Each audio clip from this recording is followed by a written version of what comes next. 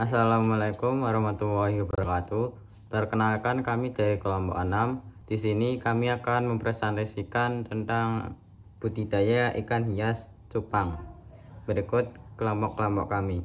Yang pertama ada Sultan Dahwa Amroah, yang kedua ada Fahri Masandi, yang ketiga ada Muhammad Satun, dan yang terakhir saya sendiri, Muhammad Tafir Robani.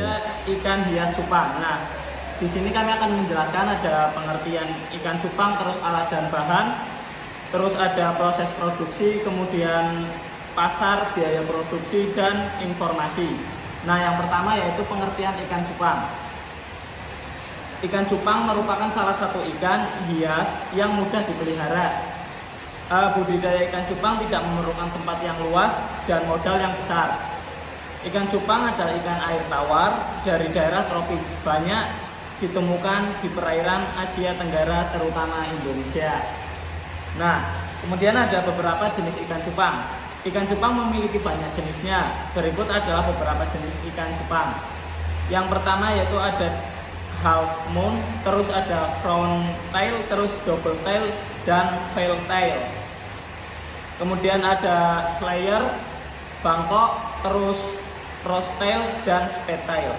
Man atau manusia. Tentu saja kita melakukan usaha pembudidayaan ikan, kita harus membutuhkan manusia untuk melakukannya. Alat dan bahan. Kebutuhan alat dan bahan yang harus dipenuhi dalam membudidayakan ikan hias. Yang pertama yaitu akuarium, yang kedua selang, yang ketiga aerator, yang keempat sesar, yang kelima indukan ikan. Itu bahan yang penting ya. Dan yang keenam bahan benih ikan, yang ketujuh pakan, yang kedelapan botol bekas, yang kesembilan daun ketapang, dan yang terakhir baskom. Proses produksi ikan cupang. Dalam proses produksi ikan cupang, langkah utama yang harus dilakukan adalah menyiapkan media pemeliharaan. Yang pertama, persiapan pemijahan indukannya. Dalam pemijahan indukan ikan, langkah utama yang harus dilakukan adalah menyiapkan media pemeliharaan. Media pemeliharaan yang biasanya digunakan dalam pemijahan ikan cupang adalah baskom, botol bekas, dan akuarium. Akuarium yang digunakan diisi dengan air yang sudah diendapkan minimal 2 hari dengan ketinggian sekitar 8-12 cm. Kemudian akuarium diisi dengan tanaman air seperti enceng gondok, daun ketapang, dan tanaman lainnya. Yang kedua, pemeliharaan induk. Pemeliharaan induk bertujuan untuk menumbuhkan dan mematangkan gonat atau sel telur dan sperma. Pada pendekatan lingkungan media hidup dibuat seoptimal mungkin sehingga nafsu makan meningkat di dalam wadah pemeliharaan.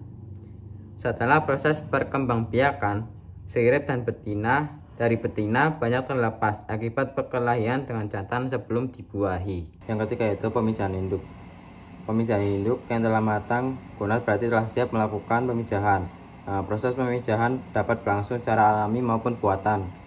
Dalam pemijahan alami, telur dibuahi oleh sperma di dalam air setelah dikeluarkan oleh induk betina, yang didahului dengan aktivitas pemijahan oleh kedua induk tersebut.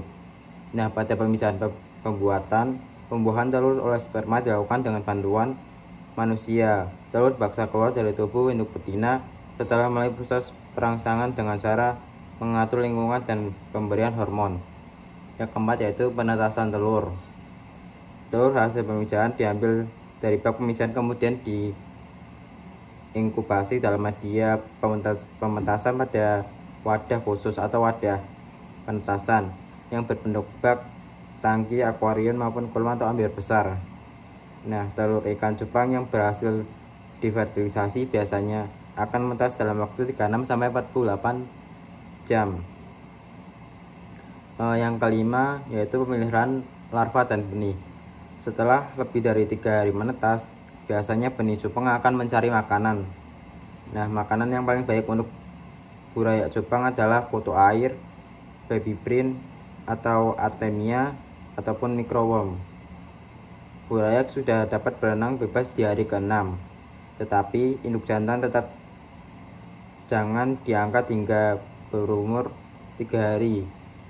Nah, setelah buraya berumur 3 hari, induk jantan baru dapat dipindahkan ke wadah lainnya. Hal ini ditujukan untuk mencegah induk jantan memakan burayanya. Pemeliharaan larva merupakan kegiatan yang relatif sulit karena menentukan keberhasilan proses pembenihan ini bersifat sangat kritis. Kemudian yang terakhir yaitu pemasaran ikan cupang. Pada budidaya ikan cupang, memasarkan ikan cupang bukanlah perkara yang sulit. Meski demikian, peternak harus mengetahui strategi pemasaran yang tepat agar budidaya ikan cupang mendapatkan keuntungan maksimal. Berikut ini beberapa tips strategi pemasaran ikan cupang secara tepat dan menguntungkan yang bisa dilakukan. Yang pertama yaitu bekerja sama dengan penjual ikan hias di pasar. Yang kedua itu menjadi supplier pasar. Yang terakhir yaitu pemasaran melalui internet ataupun media sosial. Biaya produksi dari ketika kita melakukan budidaya ikan cupang seperti itu.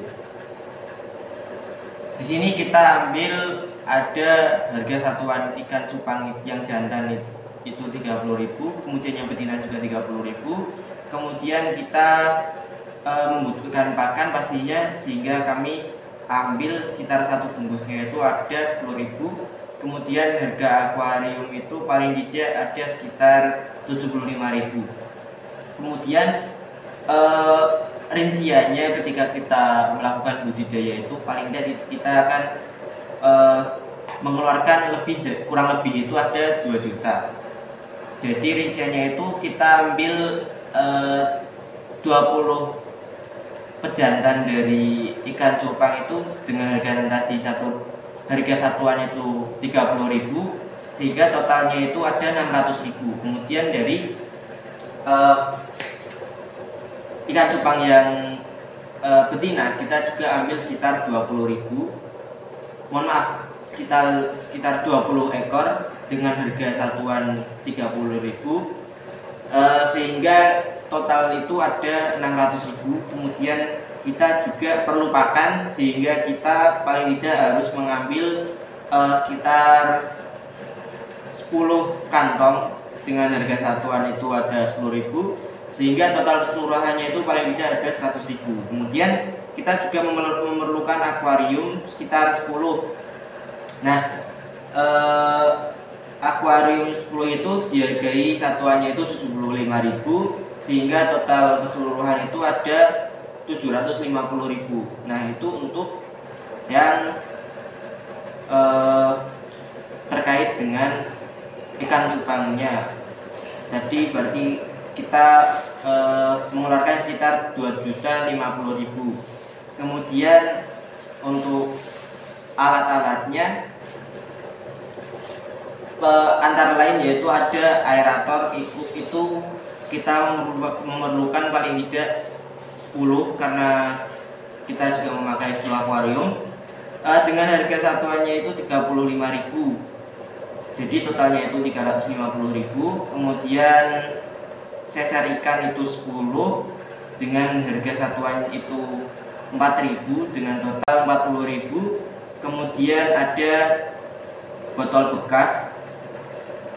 Mungkin untuk botol bekas kita bisa mencari dengan tidak usah mengeluarkan biaya, namun di sini kami mengambil biaya itu sekitar 2.000.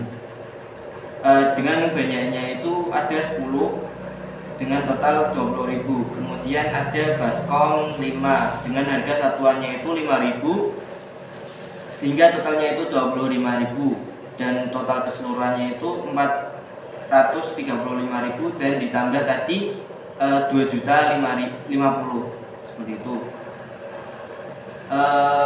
Kemudian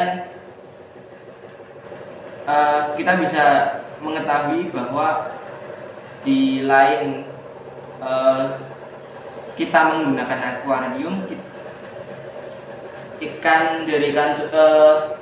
tubuh dari ikan cupang ini juga memiliki keunggulan, di antara lain daya tahan tubuhnya yang baik, sehingga ketika kita taruh di toples pun itu akan aman seperti itu ya. Jadi menggunakan toples yang tanpa aerator itu juga masih bisa. Mungkin itu saja dari kelompok kami. Terima kasih. Wassalamualaikum warahmatullahi wabarakatuh.